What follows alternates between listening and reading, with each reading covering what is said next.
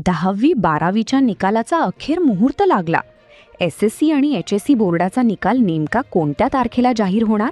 तारीख जाहीर झाली. अख्ख्या महाराष्ट्रासाठी, विद्यार्थी आणि पालकांसाठी या घडीची सगळ्यात मोठी ब्रेकिंग न्यूज आता समोर येत आहे.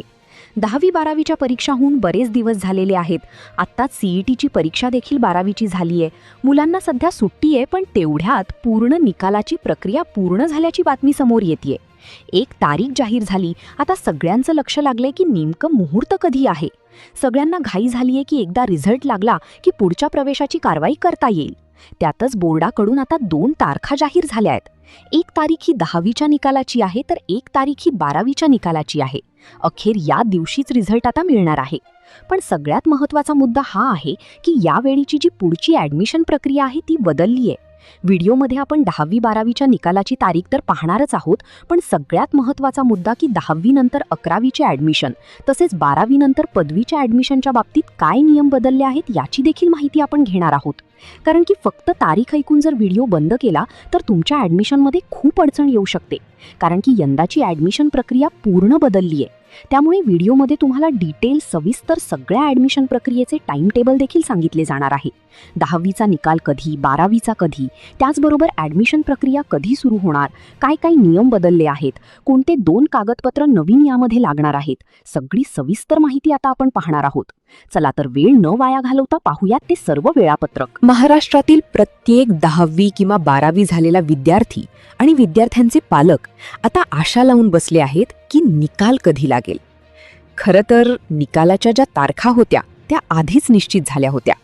बोर्डाचे पेपर संपले आणि प्रशासनाने तातडीची वॉर्निंग दिली होती की उत्तरपत्रिका ताबडतोब तपासा आणि मुलांचे मार्क हे ताबडतोब देऊन रिझल्ट जाहीर करा.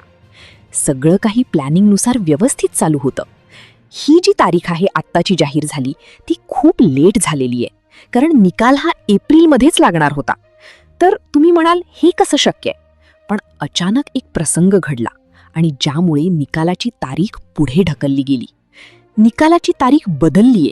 मग ती बदललेली तारीख काय आहे? त्यामुळे ॲडमिशन प्रक्रियेवर काय परिणाम होणार? 11वीच्या ॲडमिशनची काय तारीख असणार? ग्रॅज्युएशनच्या ॲडमिशनची काय तारीख असणार? हे समजून घेण्यासाठी एक घटना तुम्हाला ऐकून घ्यावी लागेल की ज्या घटनेने अक्षरशः पालकांचा संताप अनावर झाला. कारण पेपर तपासणीच्या पाठीमागे एक अशी धक्कादायक घटना सुरू होती आणि जी आता व्हायरल झालीये. एका घटनेने संपूर्ण बोर्डाचे वेळापत्रक बदलून गेलं. पण ही नेमकी घटना काय झाली की ज्यामुळे तारीख बदलली? मग सध्याची तारीख काय आहे? 10वीची बदललेली तारीख काय? 12वीची काय? ऑनलाईन रिझल्ट कोणत्या दिवशी पोर्टलवर भेटणार? त्याचबरोबर हार्ड कॉपी म्हणजे जो प्रत्यक्ष निकाल आहे तो तुमच्या हातात कधी भेटणार? मूळ गुणपत्रिका कधी भेटणार? काय नेमकी घटना घडली की ज्यामुळे सगळं टाइमटेबल बदललं? 11वीचा ॲडमिशनचा टाइमटेबल काय? ग्रॅज्युएशनच्या ॲडमिशनचे टाइमटेबल काय? काय नियम बदललेत? कोणती महत्त्वाची कागदपत्र यामध्ये लागणार? सगळी माहिती आजच्या या विशेष भागात आपण घेतोय. नमस्कार माझ्या विद्यार्थी मित्रांनो आणि पालकांनो. सध्या पूर्ण महाराष्ट्रात एकाच विषयाची चर्चा आहे. मनात एकच धाकधूक आहे, रिझल्ट कधी येणार? 10वी-12वीचं ओझं उतरलं, सुट्ट्यांचे बेत आखले गेले, पण निकालाचं टेन्शन काही केल्या पाठ सोडायला तयार नाहीये. आजच्या या विशेष व्हिडिओमध्ये आपण निकालाच्या कन्फर्म तारखेपासून ते 11वीची बदललेली प्रोसेस आणि ग्रॅज्युएशनचे नवे नियम यावर सविस्तर बोलणार आहोत. मित्रांनो, यंदा 12वीची परीक्षा 10 फेब्रुवारीला तर 10वीची 20 फेब्रुवारीला सुरू झाली होती. 18 मार्चला 10वीचा शेवटचा पेपर झाला आणि पोरांनी सुटकेचा श्वास घेतला. सगळं काही एकदम स्मूथ चाललं होतं.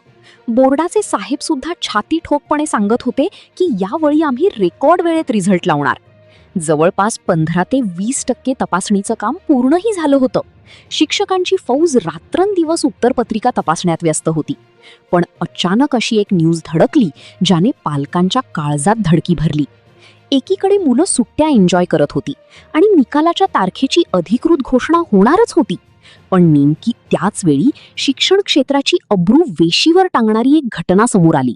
ही बातमी ऐकली की तुमच्या तळपायाची आग मस्तकात गेल्याशिवाय राहणार नाही, इतका हा संतापजनक प्रकार आहे. आता जरा कान देऊ नये का?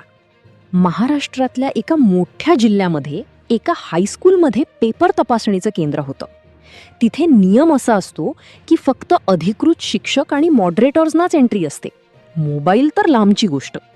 पण त्या दिवशी तिथे काहीतरी भलतंच काळं सुरू होतं.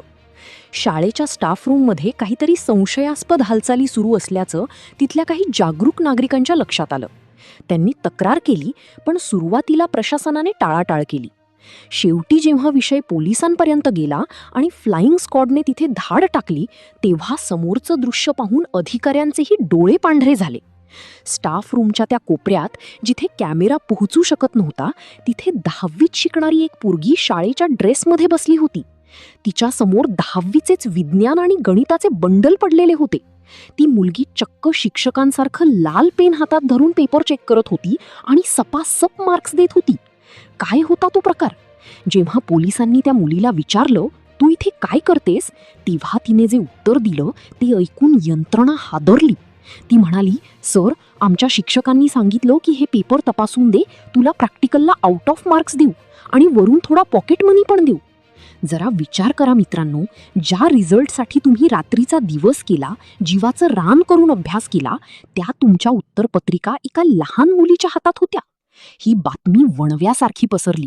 संतापलेल्या पालकांनी बोर्डावर धडक दिली. आमच्या पोरांच्या भविष्याचा असा खेळ का? हा एकच सवाल विचारला जाऊ लागला. पण या घटनेमुळे त्या नतद्रष्ट शिक्षकांना बेड्यात ठोकल्या.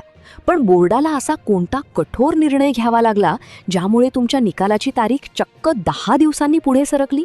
या धक्कादायक प्रकारानंतर राज्याच्या शिक्षण मंत्र्यांनी तातडीने बैठक बोलावली.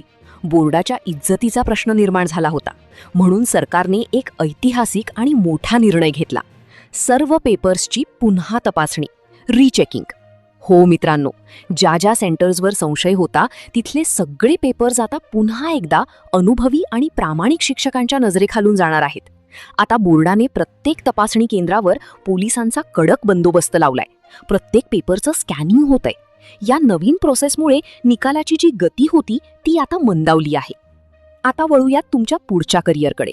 10वीचा रिझल्ट लागला की तुमचं पहिलं टार्गेट असतं 11वी प्रवेश. पण लक्षात ठेवा, यंदा ही वाट तितकी सोपी नाहीये. 1. यावेळी 11वीसाठी नवीन स्मार्ट पोर्टल सुरू करण्यात आलंय. 2. डॉक्युमेंट्सची अट.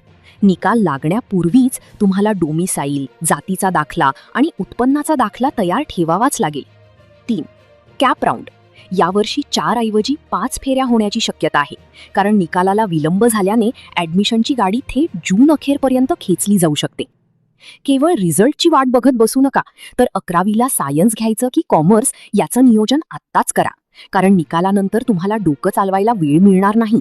12वीच्या विद्यार्थ्यांसाठी सुद्धा एक धोक्याची घंटा आहे. या वर्षीपासून नॅशनल एज्युकेशन पॉलिसी NEP अतिशय कडकपणे लागू होतीये. आता तुमची डिग्री म्हणजे ग्रॅज्युएशन ही 3 वर्षांची नसून 4 वर्षांची असणार आहे. शिवाय ज्यांना BA, BCom किंवा BSc करायचंय त्यांच्यासाठी युनिव्हर्सिटीने डेडलाईन दिलीये. बोर्डाचा निकाल यायच्या आधीच तुम्हाला विद्यापीठाच्या वेबसाईटवर प्री रजिस्ट्रेशन करणं सक्तीचं आहे. जर हे केलं नाही तर तुम्हाला कितीही टक्के पडले तरी प्रवेश मिळणार नाही, हे लिहून ठेवा. आता सर्वात मोठा प्रश्न, रिझल्ट नक्की कधी? ऑनलाईन तारीख कोणती आणि हातात मार्कशीट कधी मिळणार? ती तारीख आता तुमच्या समोर येतेय. मित्रांनो, या पेपर चेकिंगच्या स्कॅममुळे आणि फेर तपासणीच्या गोंधळामुळे बोर्डाने आता एक नवीन शेड्यूल फिक्स केलंय. विश्वासार्ह सूत्रांकडून मिळालेली माहिती सांगते की तारखा अशा असतील. 12वीचा निकाल साधारणपणे मेच्या पहिल्या आठवड्यामध्येच लागणार आहे. साधारणपणे 6 ते 7 मेच्या आसपास हा रिझल्ट जाहीर होण्याची शक्यता इथे वर्तवण्यात आली. ऑनलाईन पोर्टलवर तुम्हाला रिझल्ट हा पाहता येणार. दुपारी 1 वाजता तुम्ही त्या दिवशी हा निकाल त्या ठिकाणी चेक करू शकता. आता 10वीचा निकाल जो आहे तर तो निकाल मेच्या दुसऱ्या आठवड्यामध्ये त्या ठिकाणी लागेल. म्हणजे साधारणपणे 10 तारखेपासून 15 मेपर्यंत साधारणपणे हा निकाल लागू शकतो. आता ओरिजिनल मार्कशीट कधी मिळणार आहे? जो ॲडमिशनला लागतो तो तुमच्या शाळेत किंवा ज्युनियर कॉलेजमध्ये तुम्हाला मिळतो. तर तो साधारणपणे निकाल लागल्यानंतर 8 दिवसांच्या अवधीमध्ये शाळेमध्ये तुम्हाला उपलब्ध केला जाऊ शकतो, वाटला जाऊ शकतो. साधारणपणे तो काही वेळा जूनमध्ये देखील मिळतो. तर 10 जून ते 15 जूनच्या आसपास तुम्हाला तुमचा जो खरा रिझल्ट आहे तर तो मिळू शकतो. तरी माहिती आहे कोण तुम्हाला धक्का बसला असेलच, पण आता प्रश्न उरते की पुढे काय. व्हिडिओच्या या शेवटच्या भागात मी तुम्हाला अशा काही गोष्टी सांगणार आहे जर तुमचं कोणतं दूर करतील आणि तुम्हाला ॲडमिशन प्रक्रियेत कोणाहीपेक्षा 2 पावले पुढे ठेवतील. सगळ्यात आधी एक गोष्ट लक्षात ठेवा की निकालाची तारीख जरी पुढे गेली असली तरी तुमचा वेळ व्हायला घालू नका. आता तुम्हाला स्टेप बाय स्टेप सांगतो की तुम्हाला काय करायचं आहे. पहिली पायरी म्हणजे तुमच्या कागदपत्रांची फाईल तयार करणे. अनेकदा काय होतं, निकाल लागल्यावर मुलांची धावपळ होते आणि वेळी नॉन क्रिमिनल आणि उत्पन्नाचा दाखला मिळत नाही. त्यामुळे आजच तुमच्या जवळच्या सेतू केंद्रात जाऊन तुम्हाला आवश्यक दाखले रिन्यू करून घ्या. दुसरी पायरी म्हणजे कॉलेजची निवड. केवळ नावासाठी मोठ्या कॉलेजच्या मागे न धावता तुमच्या घराच्या अंतर आणि तिथे मिळणाऱ्या सुविधा यांचा विचार करून किमान 5 कॉलेज आताच तयारी करून ठेवा. तिसरी गोष्ट म्हणजे नवीन शैक्षणिक धोरण घेणे. यावर्षीपासून पदवीचे शिक्षण 4 वर्षाचे झाले आहे. त्यामुळे तुम्हाला ज्या विषयात करिअर करायचे आहे त्याचे खोल वाचन आता सुरू करा. चौथी पायरी म्हणजे ऑनलाईन रजिस्ट्रेशन. बोर्डाचा निकाल लागण्यापूर्वीच अनेक विद्यापीठाचे प्री रजिस्ट्रेशन सुरू होते, त्यावर लक्ष ठेवा. 5वी आणि शेवटची पायरी म्हणजे अफवांवर विश्वास न ठेवणे. अधिकृत वेबसाईट जोपर्यंत बातमी येत नाही तोपर्यंत कोणत्याही मेसेजवर विश्वास ठेवू नका. मित्रांनो, हा व्हिडिओ बनवण्यामागचा आमचा उद्देश हा आहे की महाराष्ट्रातील कोणत्याही विद्यार्थ्यांनी नुकसान होऊ नये. जर वाटत असेल की माहिती तुमच्या फायद्याची आहे तर आताच कमेंट्स बॉक्समध्ये तुमच्या जिल्ह्याचे नाव आणि तुमच्या अंदाज किती टक्के पडतील असे वाटते सांगा. तुमच्या कमेंट्समुळे आम्हाला समजेल की व्हिडिओ कुठपर्यंत पोहोचला आहे. तसेच तुमच्या ॲडमिशन प्रक्रियेत काही अडचण येत असेल तर देखील कमेंट्स विचारा. आम्ही प्रत्येक प्रश्नाचे उत्तर देण्याचा प्रयत्न करू. जर तुम्ही अजूनही चॅनलला सबस्क्राईब केले नसेल तर लगेच करा, कारण पुढच्या व्हिडिओमध्ये आपण प्रत्येक जिल्ह्याचे कॉलेज कट ऑफ किती असणार आहे यावर चर्चा करणार आहोत. तुमचे एक कमेंट्स, एक लाईक अशाच महत्त्वाच्या बातम्या तुमच्यापर्यंत पोहोचवण्यासाठी ताकद देते. त्यामुळे चर्चा सुरू ठेवा आणि सतर्क राहा. धन्यवाद.